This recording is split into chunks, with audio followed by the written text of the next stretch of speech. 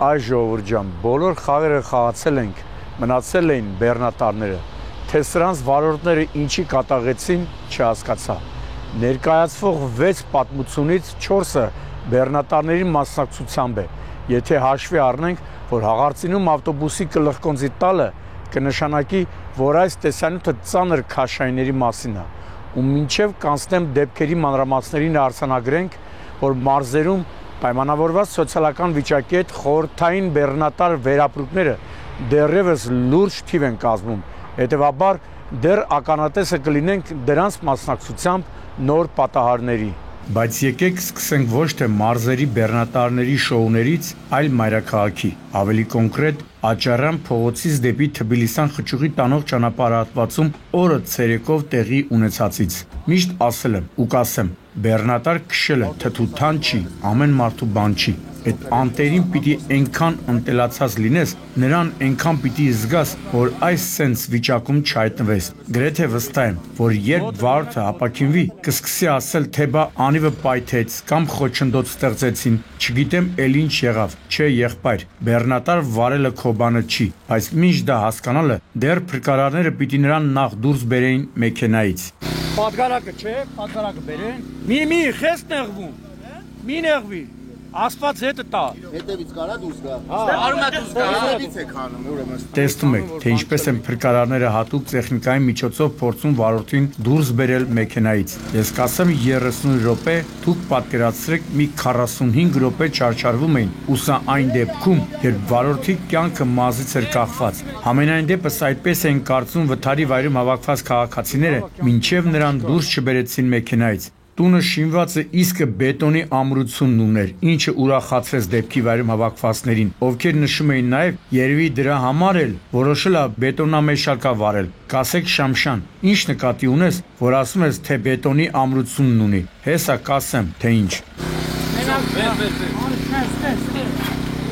Ճամփատուր։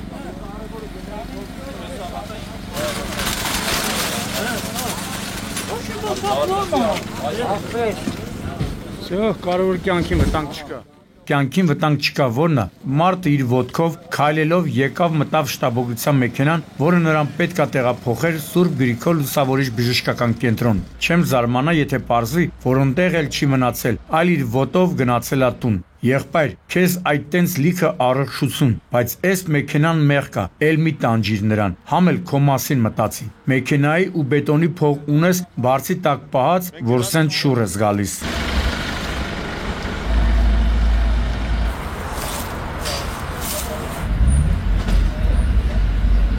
Էսի շուտ պետք է բանան, թե չէ կչորանա։ Էսի որ չորացավ։ Տորոսյան, կազմակերպեք էսի ուշադիր հետևողական հատոշուտ կան մակրին չչորանա։ Տեղափոխվենք աշտարակ Եղվար ճանապարհի 7-րդ կիլոմետր, որտեղ էլի օրը ցերեկով իրար էին ողջագուրվել Ford Transit-ը, 07-ն ու Zil-ը, ընդ որում այնքան բուրն էին ողջագուրվել, որ 07-ը դուրս էր եկել երթևեկելի գոտուց, հայտնվել դաշտում։ Zil-ի թափն էլ կոտրվել եւ մասամբ հայտնվել էր ճանապարհի երթևեկելի գոտում։ Եթե այս վիճակը լիներ, կասեի, թե պատճառը արագությունն է, բայց այս դեպքում նույն պնդումը չեմ կարող ասել, հաշվի առնելով բեռնատարների առանձնահատկությունները, ավելի ստույգ քաշն ու ծավալը։ Երկու վիրավորը։ Ու քանի որ ինչպես նկատեցիք մեքենաների, մասնավորապես Ford-ի եւ Zil-ի վնասվածքները արչեւի հատվածից էին, կարելի է եզրակացնել, որ գործ ունենք ճանապարհային երթևեկության մեկ այլ տարածված խախտման, հանդիպակաց երթևեկելի գոտի դուրս գալու հետ, թե հատկապես որ մեքենան է աչք դրած եղել հարևան գոտու վրա, թող նախաքննությունը պարզի, բայց փաստն է, որ Ford-ի դիմապակին կարելի է ասել ամբողջությամբ բացակայում էր, ու երբ ասացին, որ վթարի հետևանքով 2 հոգի տեղափոխվել են հիվանդանոց, առաջինը ինչ մտածեցի, որ հենց այս սպիտակ տրանզիտի վարորդն ու ուղևորն են եղել։ Այնը Սուրանկյան անուն տալու է այդ Օբելիքսը։ Այն չաղը չէր Օբելիքսը։ Այս կատակն էլ որ չլինի կխելագարվենք, դե գիտեք, ծանր տեսարան, վիրավորների արկայություն, աջ ու ձախ թափված պայեստամաս մասեր։ Մի խոսքով հուսանք, որ վիրավորների կյանքին վտանգ չի սպառնում, թեև դատելով դիմապակու վիճակից չեմ կարող պնդել, բայց վստահ եմ, որ այս կին քնիչը կատարվածի մասով ճիշտ հետևություններ կանի։ Հիմա տեղափոխվենք Տավուշի մարզ, դեպի Հաղարծին վանական համալիր տանող ճանապարհ։ Երևի հասկացաք, որ խոսքը Վալերի Բրյուսովի անվան պետական համալսարանի ուսանողներին տեղափոխող ավտոբուսի շուրջ գալու դեպքի մասին է, պատահար, որ ինձ մոտ մի շարք հարցեր առաջացրեց։ Հեն պատկեր, ուսուցակի արքելակները չի բարեք։ Սա նախնական վարկածներ, մինչդեռ կադրերն ու դեպքի վայրում հավաքվածների վկայությունները փաստում են, որ տեղի է ունեցել սողանք, այսինքն գետինը չի կարողացել պահել այդ զռլամային, ինչի հետևանքով վերջինը դուրս գալով երթևեկելի գոտուց, բախվելով ծառերին կողաշրջված հայտնվել է անտառի մեջ։ Հարց է առաջանում. այս ճանապարհը սպասարկող կազմակերպություն կա, գոնե մեկ անգամ եկել տեսել են, թե ինչ վիճակում է, թե ճանշիները մենակ փողի տերն են, իսկ թե ինչ կլինի իրենցից հետո, նրանց Լյուդովիկոս 14-ի նման չի հետաքրքրում։ Կռանոպետ, որ էսի դուրս բերի։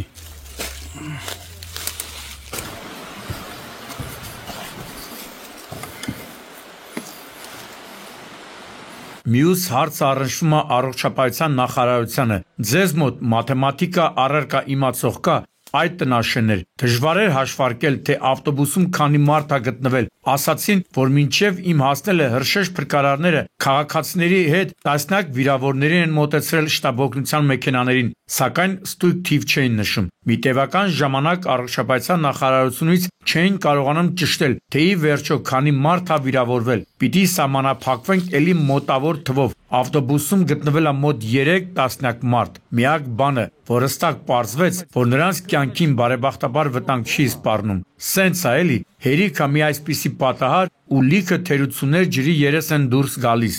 Առաջին անվադողի տեղը այս է։ Այստեղ է դուրս եկել հեսա։ Հիշում եմ, մի երկու թողարկում առաջ ասեցի, որ Մարգարա Վանաձոր Տաշիր ավտոճանապարհին շատ հաճախ եմ սկսել հայտնվել, ու դա հեչ լավ չի։ Ինչպես տեսնում եք, հերթական այցիս գլխավոր հերոսներից մեկն էլ է բեռնատար, ավելի ճիշտ կցորդիչ, բայց շտապեմ ասել, որ այս սարսափելի վտարի մեջ նա մեղավորություն չունի։ Իրականում Մերսեդեսը մտել է կցորդիչի երկաթե կոնստրուկցիաների տակ, BMW-ի հետ բախվելուց հետո, ընդ որում բախումն էլ ահագին հեռու է եղել, այնքան հեռու, որ Մերսեդեսի վարորդը անցել է նաև հետիոտնի համար նախատեսված գոտին, իսկ ինչ է դա նշանակում։ Այո, իհարկե, մեծ արագություն։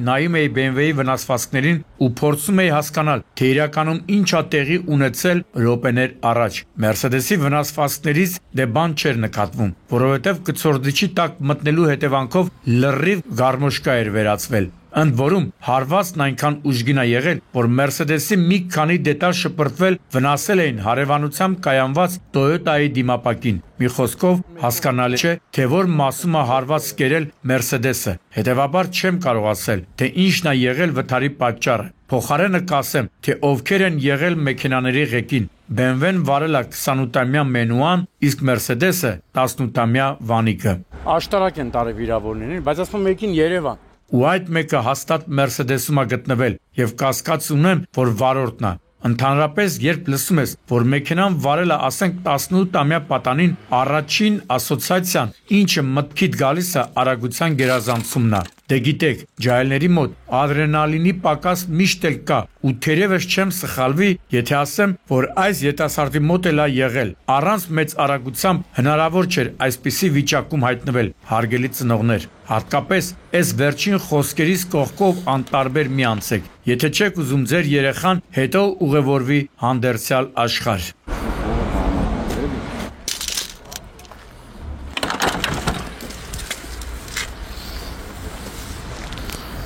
Վերջ, happy end-ով պատահարները ավարտվեցին։ Անցնենք անդառնալի հետևանքներ ունեցածներին։ Ինչպես արդեն ասացի, այս բեռնատարների խորհրդային վերապրում բեռնատարների մեծ մասը գտնվում է մարզերում, որովհետև գյուղացիների սոցիալական վիճակը լավ չի, չեն կարող իրենց թույլ տալ, ասենք Volvo, DAF կամ Mercedes բեռնատարներ վարեն։ Նրանցը գազ 53-ն է, 66-ն է, իսկ ամենավատ վիճակում գտնվող մարզերից մեկն էլ Շիրակն է։ Այո, Շիրակի մարզում ենք, Հայկաձոր բնակավայրի վարչական տարածքում, որտեղ ինչպես տեսնում եք, իրար են բախվել խորհրդային միանգամից 2 վերապրուկ, գազ 31-ն ու գազ 53-ը։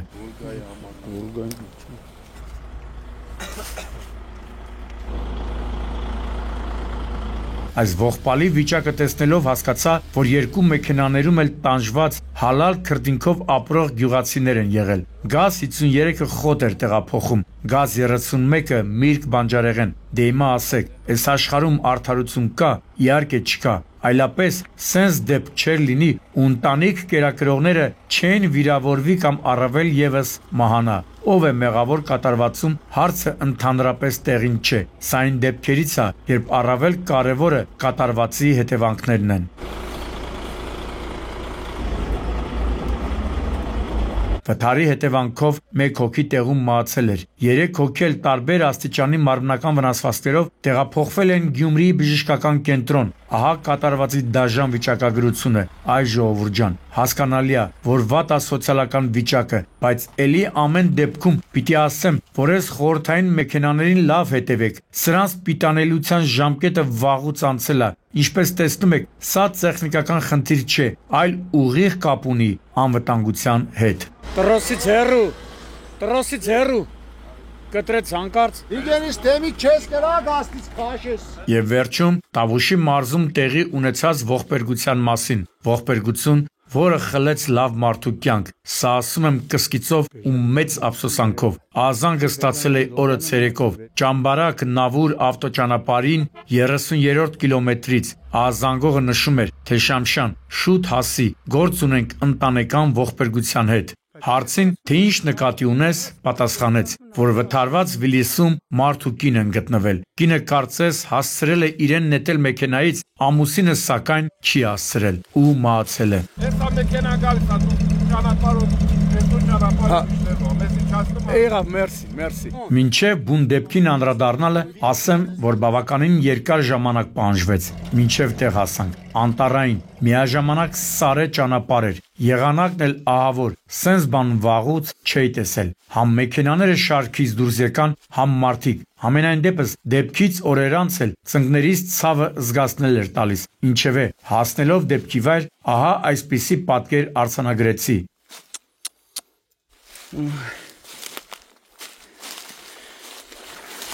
Ինչպես տեսնում եք, Վիլիսը անտառային գոտում բախվել է հաստաբուն ծառին, թե ինչպես է դա ստացվել, չեմ կարող ասել։ Այո, ամուսինը մահացել էր։ Կնոջը պարեկները իրենց ծառայական ավտոմեքենայով տեղափոխել են Բերդի բժշկական կենտրոն։ Հավաքվածները մեծ ափսոսանք էին ապրում, ասում էին, թե 39-ամյա նվերը ոսկի տղա էր, անչափահաս 4 երեխա ունեին, դպրոցում գերազանց առաջադիմությամբ, ընտանիքը ժամանակին չքավոր է եղել, սակայն ամուսինների քրտնաջան աշխատանքի շնորհիվ նոր ոտքի էին կանգնել, պաշտպանել է Հայաստանի սահմանները, աշխատել փրկարարական ծառայությունում, մի խոսքով անուն հայրենիքի, ընտանիքի, գիշեր ու զոր աշխատել է։ Ախր ինչի այլի սենց, ինչի պետք է նման դեպքերը պատահեն լավ մարդկանց հետ, ասում եմ, չէ, չկա արդարություն։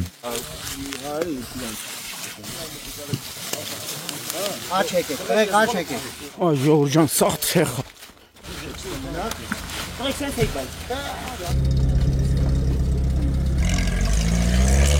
Գագիկ Շամշան, Սուրանկյուն։